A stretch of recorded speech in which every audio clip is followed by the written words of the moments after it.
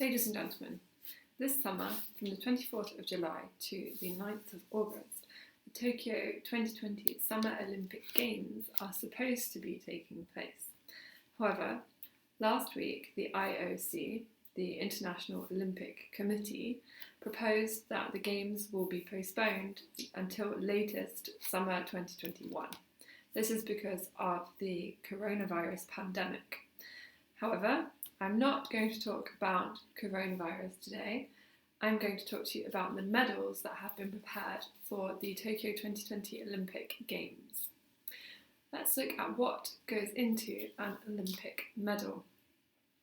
There might be a photo of a 9-year-old child who won their first ever regional swim meet. There might be texts from dad saying, "You'll do great today." And there'll be alarm clocks set at 4 a.m, 4:05 a.m, 4:10 a.m, 4:15 a.m, so that that surfer can get up and catch the perfect wave when the tide is just right.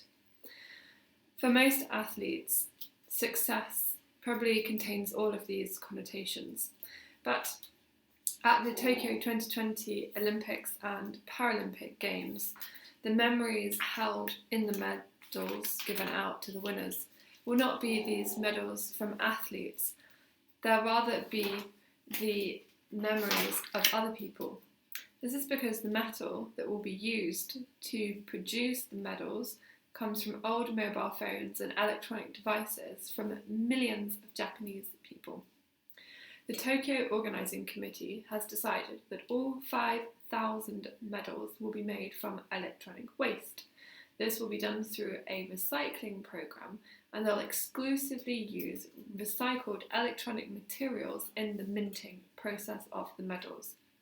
So rather than the memories I just told you about, the memories in the medals that will be given to the winners will be rather different. That 9-year-old child could be a boy from Osaka who never made it as a pro athlete and became an accountant. Those texts from dad could be any dad. And those alarms set very early in the morning, they were set by a hospital worker who needs to get up to go to their shift every day. And all of these memories will be stored in one of sport's most coveted prizes in the world. But how successful is this plan? Has it worked? Have they managed to collect all of the electronic waste and mine it to make the medals?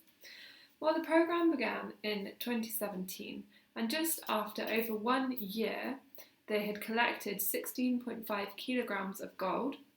This accounts for 54.5% of the target of 30.3 kilograms of gold.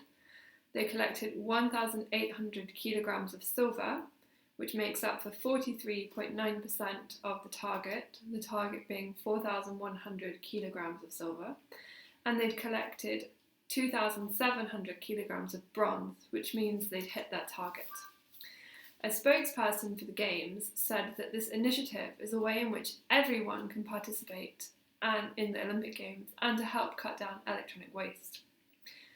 According to the United Nations, electronic waste produced annually accounts for 44.7 million tonnes. At least this was the figure for the whole world in 2016.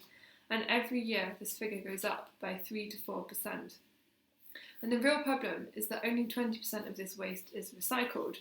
The rest of it either goes to landfill, is sent to less developed countries from richer ones, or is sat in the back of your cupboard.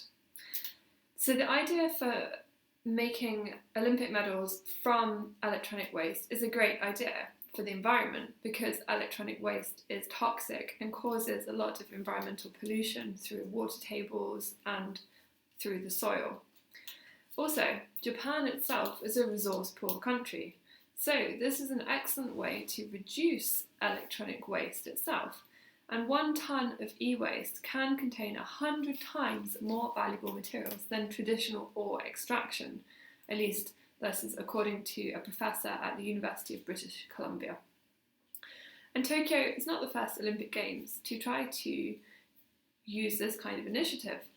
In the Rio Games in 2016, 30% of the silver used came from recycling. And the Vancouver Winter Olympics in 2010 had 1.5% recycled materials in their medals too. But this came from Belgium and an urban mine there, not from Vancouver itself. So Tokyo is unique in a couple of ways because they're using 100% recycled materials for all of the medals, and the source is uniquely Japanese for the material used in the medals. So, okay, maybe it's a political gimmick to say that everyone is contributing to the Olympic Games in this way through their old phones becoming medals. But, I mean, who doesn't have a bunch of old electronic devices sat in their cupboard that they don't use anymore?